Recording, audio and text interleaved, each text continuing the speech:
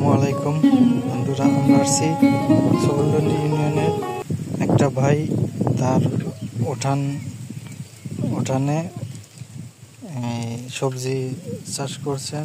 এখানে রয়েছেন অনেক ধরনের সবজি, যেরকম রয়েছে এখানে টমেটো, রয়েছে লাল শাক, রয়েছে বটবটি,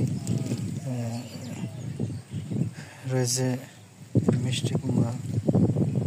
তো মোটামুটি অনেক, এইটা হচ্ছে সাইজে পুকুর পাড়ে এই সবজির বাগানটি করেছে। এখানে সবজি চাষ, এখানে এই যে কিছু অনেক জাতের সবজি, মোটামুটি টমাটোগুলো অনেক টমাটো ধরেছে।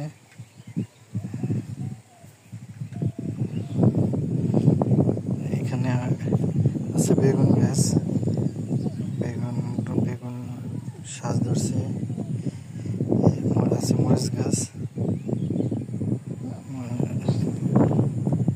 এটা তার একটা পরিবারের জন্য যথেষ্ট। এটা অল্প জায়গার মধ্যে সে এই কৃষি কাজটা করেছেন। এটা একটা মিডিয়াম পরিবারের জন্য যথেষ্ট। এখানে অনেক ধরনের সবজি, এটা রয়েছে ধনেপাতা গাছ, এটা মরিচের গাছ, মরিচের অনেক ফল দেখা যাচ্ছে, অনেক ফল ধরেছে। মোটামুটি অনেক অল্প জায়গার মধ্যে এটা করেছে। আমরা এটা ভিজিট করার জন্য এখানে আসলাম।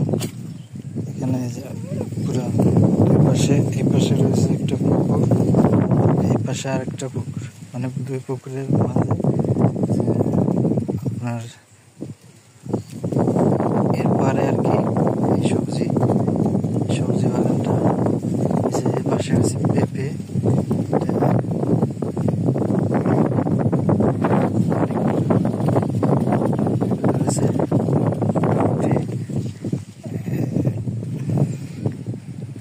একটা পেঁপে গাছ।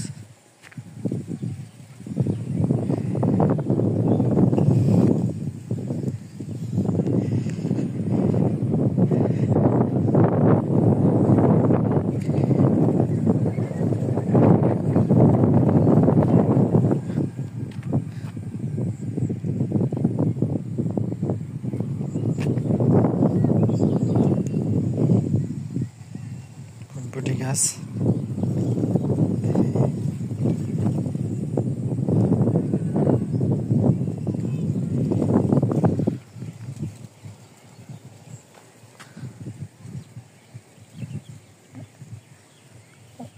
টমেটোর ফলনটা অনেক ভালো। এটা দেখা যাচ্ছে অনেক টমেটো গাছ, এখানে বেগুন গাছ, লাল শাক। মানে একটা পরিবারের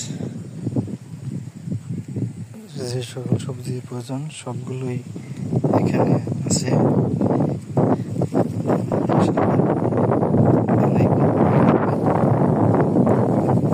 তার এই উদ্যমী পরিকল্পনা দেখে আসলে আমরা সবাই এটা করতে পারি। বাড়ির আঙ্গিনায় উঠানে যত পরিত্যক্ত জায়গা আছে, এই জায়গাতে আমরা যেরকম মরিচ, লাউ, মিষ্টি কুমড়া, বেগুন, এগুলো মানে ছার মধ্যেও আর কি হয় এমন গাছ আমরা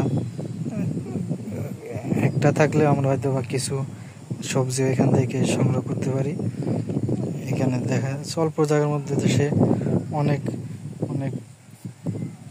ভালো একটা কৃষিকর্ম তৈরি করছে, দেখা যাচ্ছে।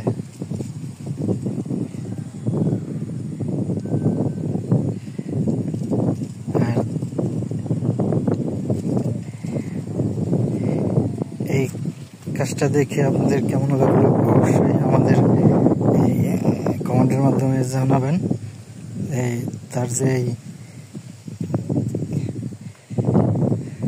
বন্ধুরা এখানে রয়েছে শসা গাছ, মোটামুটি অনেক ভালো। এটা আপনাদের কেমন লাগলো অবশ্যই জানাবেন, এবং আপনারা অবশ্যই অল্প জায়গায় যেটুকু জায়গা পড়ে থাকবে সেই জায়গাতেই আপনারা একটা গাছ লাগা দিলে হয়তো আপনাদের পরিবারের জন্য একটি হবে। ধন্যবাদ সবাইকে।